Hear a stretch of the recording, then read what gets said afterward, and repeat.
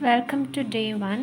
So ಇವತ್ತು ಬೇಸಿಕ್ಕಾಗಿ what is neural network ಅಂತ ಕಲಿಯೋಣ.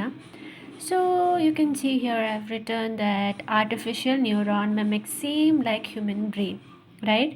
ಬ್ರೈನಲ್ಲಿ ನ್ಯೂರಾನ್ಸ್ ಹೇಗೆ ವರ್ಕ್ ಆಗುತ್ತೆ, ದೇರ್ ಇಸ್ ಡೆಂಡ್ರೈಟ್ಸ್, ಆ ಪಾರ್ಟ್ಸ್ ಎಲ್ಲ ಬ್ರೈನಲ್ಲಿ ಹೇಗೆ ವರ್ಕ್ ಆಗುತ್ತೆ, ಆರ್ಟಿಫಿಷಿಯಲ್ ನ್ಯೂರಾನ್ ಸೇಮ್ ಹಾಗೆ ವರ್ಕ್ ಆಗುತ್ತೆ, ರೈಟ್? ಸೊ ಇದರಲ್ಲಿ before going to that, a neural network is a machine learning model that is inspired by human brain.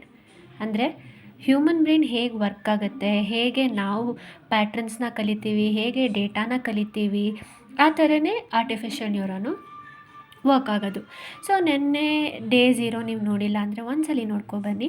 So ಅದರಲ್ಲಿ ಸ್ಟ್ರಕ್ಚರ್ ಆಫ್ ಪರ್ಸೆಪ್ಟ್ರಾನ್ ಅಂತ ಇತ್ತು. ಅದರಲ್ಲಿ ಇನ್ಪುಟ್ಸು, ವೇಟೇಜ್ ಸಮ್, ಬಯಾಸ್ ಎಲ್ಲ ಹಾಕಿದ್ದೆ, correct? So ಈಗ ವಾಟ್ ಈಸ್ ದಿಸ್ ಇನ್ಪುಟ್ಸ್ ಅಂದರೆ ಬೇಸಿಕ್ಕಾಗಿ data ಅಂತ ಅಂದ್ಕೊಳ್ಳೋಣ, features ಅಂತ ಅಂದ್ಕೊಳ್ಳೋಣ. ಫಾರ್ ಎಕ್ಸಾಂಪಲ್, ಈಗ ಹೌಸ್ ಪ್ರೈಸ್ನ ಕಂಡುಹಿಡಿಬೇಕಂದ್ರೆ ಫೀಚರ್ಸ್ ಏನಿರುತ್ತೆ, ಬೆಡ್ರೂಮಿಗೆ ಮತ್ತು ಕಿಚನ್ನು, ಹಾಲ್, ಇದೆಲ್ಲ ಒಂದು ಫೀಚರ್ಸ್, ರೈಟ್? ಸೊ ಈಗ ವೇಟ್ ಅಂದರೆ ಏನು? ಈಚ್ ಇನ್ಪುಟ್ಗೆ ಒಂದು ವೇಟ್ ಇರುತ್ತೆ. ವೇಟ್ ಅಂದರೆ ಆ ಇನ್ಪುಟ್ಗೆ ನೀವು ಎಷ್ಟು ಇಂಪಾರ್ಟೆನ್ಸ್ ಕೊಡ್ತೀರಲ್ಲ ಅದನ್ನು ವೇಟ್ ಅಂತ ಕರಿತೀವಿ.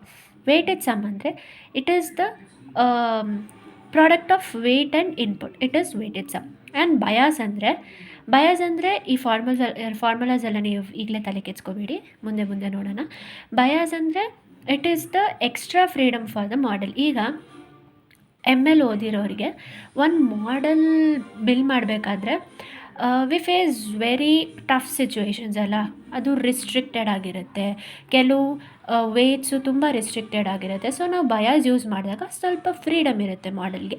So bias helps the model to fit the data better.